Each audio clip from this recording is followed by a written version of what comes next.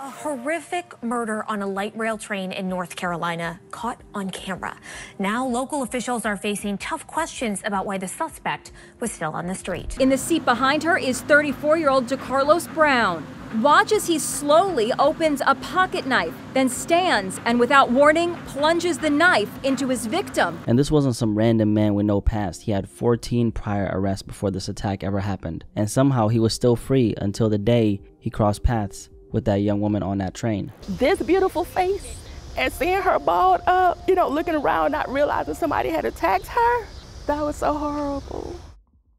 Now I want to talk about the story of 23-year-old Ukrainian refugee Irina Zarutska, who tragically lost her life in Charlotte, North Carolina. It's a heartbreaking case that's made headlines for many reasons, but the biggest one is how it exposes just how flawed the system really is. Irina Zarutska was a beautiful young Ukrainian woman, just 23 years old. Loved by many, she had a warm, creative spirit that she poured into the people around her. She studied art and restoration in Kiev, Ukraine, the capital of the country, and her family described her as radiant, with a smile that could light up a room. In August 2022, 6 months after Russia's invasion, she left Ukraine with her mother, sister, and brother, searching for safety and a future. That's how she ended up in North Carolina, where she began building a new life. She enrolled at community college with dreams of becoming a veterinary assistant. In the meantime, she often cared for neighbors' pets, walking them around the neighborhood, always smiling, always spreading light. She worked in Charlotte's South End and was slowly moving towards independence, even learning how to drive. But for now, she still relied on public transportation to get around. And it was there on the train where the story takes a tragic ending. On the night of August 22nd, roughly 3 weeks ago, Irina boarded the Blue Line train in Charlotte after finishing her shift at a local pizza spot. She wore khaki pants, a dark shirt, and had her blonde hair tucked under her work cap. She sat down, focused on her phone like so many of us do. What she didn't, however, know was that the man sitting right behind her should have never been there in the first place. That man was 34-year-old DeCarlos Brown. For a few minutes, nothing happened. He sat there behind her, silent, staring out the window. Then in one quick, unprovoked motion, he pulled out a pocket knife, stood up, and swung over the seat. Irina clutched her throat and face, not even realizing that her life had just been cut short. Within seconds, she collapsed to the ground and died. 34-year-old DeCarlos Brown was arrested minutes later and charged with first-degree murder. But this wasn't some random man out of nowhere. His criminal history stretched back nearly 2 decades, and court records show that his first arrest was in 2007. And over the years, he racked up over 14 arrests, including armed robbery,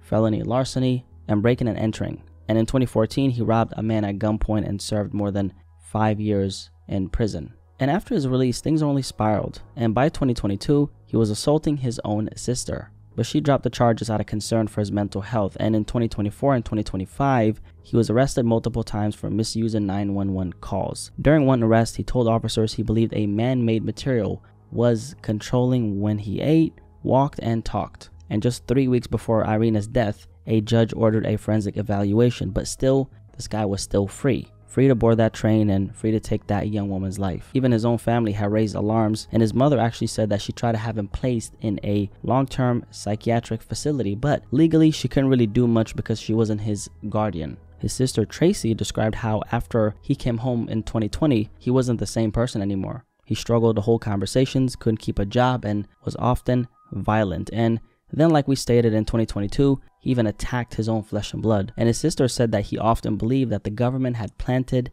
a chip inside of him. And the worst part about this is that after the stabbing, this man told his sister that he attacked Irina because she was reading his mind. So obviously this man was not right in the head. He should have never been on that train. He should have either been in prison or inside a facility actually getting professional help.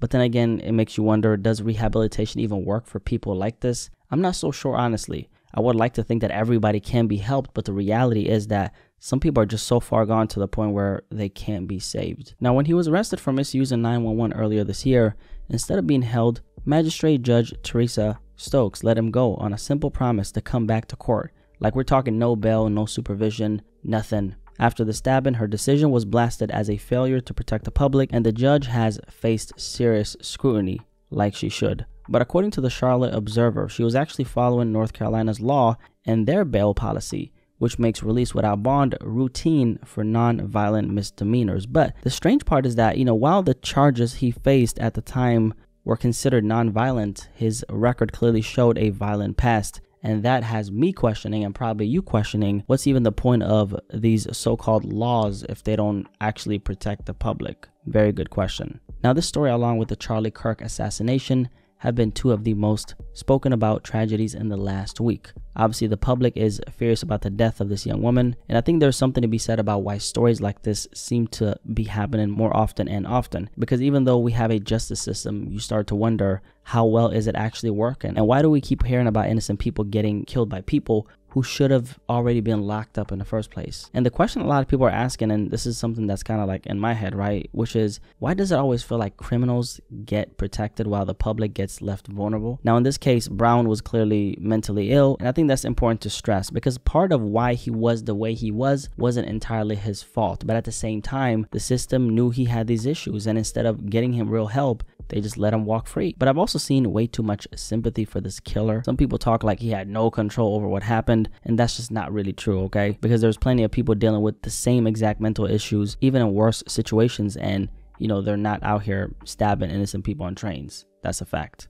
We also can't ignore his past. This man wasn't just battling schizophrenia. This was someone with a long record of violent crimes. So yes, mental illness played a role, but this wasn't some random accident. I mean, it was years of violence, ignored red flags, and a system that failed to keep the public safe. But most importantly of all, this young woman. And I also want to stress this, I don't think this story should be turned into some black versus white narrative, because at the end of the day, this was another evil man taking the life of an innocent young woman. That's what matters here. So instead of getting caught up in labels, let's focus on how tragedies like this can actually be prevented. That means asking why violent offenders and people with a clear mental health crisis keep slipping through the cracks, why judges, laws, and policies are protecting the wrong people, and why it always takes an innocent life being lost before anyone starts paying attention. Another conversation that needs to be had is why it took so long for mainstream media to cover this story. So this happened on August 22nd, this unfortunate tragedy, but the story didn't really blow up until like around 2 weeks ago. I remember hearing about it on August 25th, around 72 hours after that happened, and I was shocked to see how few outlets were covering it at the time. It felt like the story was being suppressed. And I think there's one major reason for that, one I haven't really seen too many people touch on. So Irina wasn't a white American woman, she was a Ukrainian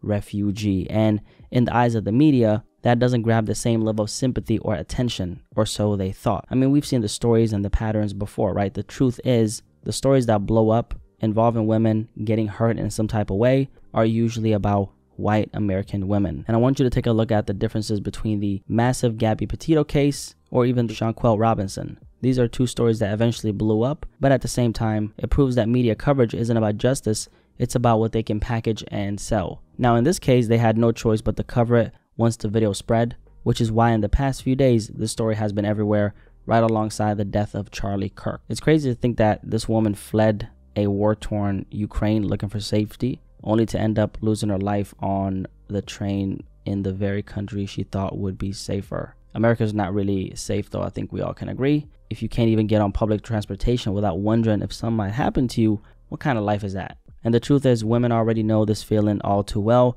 Walking home after a night out, riding a bus, even just existing in public, there's always that thought in the back of your head, in the back of a woman's head, which is, what if something happens to me? Between the random acts of violence, school shootings, and the crime that pops up in every major city, safety in America is just not guaranteed. It's honestly a luxury. You can really see it in the contrast in places like Europe. Like a few days ago, I came home from Berlin and I was walking around at 4 in the morning by myself, not a care in the world, headphones on, just chilling. And I even saw groups of women walking alone, even women by themselves just walking alone in the city. Not once did I feel unsafe. Let's just say try doing that in most major American cities and you'd be looking over your shoulder every 2 seconds, right? Honestly, I tried that in LA one time and I seen a Dodge Durango driving real slow and I thought that was my time to go, okay? So we ain't doing that again, okay? That was a mistake. But all, jokes aside, right? Like this story is really messed up, honestly. Like it really messed me up, especially seeing that video of the young woman, Irina, covering her face, like not even realizing that that was the last moment she'd be alive. Like it was horrible to see that video. I don't ever want to see that shit again. Yo, we have to stop letting criminals walk free when so many lives are being destroyed because of it. And the truth is, the system hasn't just failed once. It's failed over and over again at every level, from the judges to the lawmakers to the policies that prioritize technicalities over public safety. Like it needs to stop. The people who let this man out need to be held accountable as well, because When you ignore violent pasts, when you dismiss red flags, when you put procedure over protecting innocent lives, this is the result. A young woman who fled a war-torn country ends up dying on a train in America because of decisions that should have never been made. And honestly, the system that let him walk free is just as guilty as he is. We need people in power to step up and finally do the right thing, which is keep dangerous criminals where they need to be. Because if not, this cycle will keep repeating itself. More innocent lives, especially women and children, will keep on losing their lives. Families will be shattered, all because of the system that chose to protect the wrong people. To anyone listening, can I ask you a question? Like, what can be done about things like this? Because the way I look at it is the only solution is be harsher on violent criminals. But maybe there's something that I'm missing, and of course, like, I'm open to hearing what you have to say. So please let me know in the comment section below. I would really appreciate it. Rest in peace to Irina Zarutska. Such a tragic story, man. Like, such a tragic story. And I just feel like something needs to be done and something needs to change within the system, because this is becoming way too common. But I'm curious what you guys think about this story. Drop a like for the algorithm, comment, subscribe if you're new. I'll catch you guys in the comment section below. Most importantly of all, I'll catch you guys in the next video. I'm out. Peace. Rest in peace to Irina Zarutska.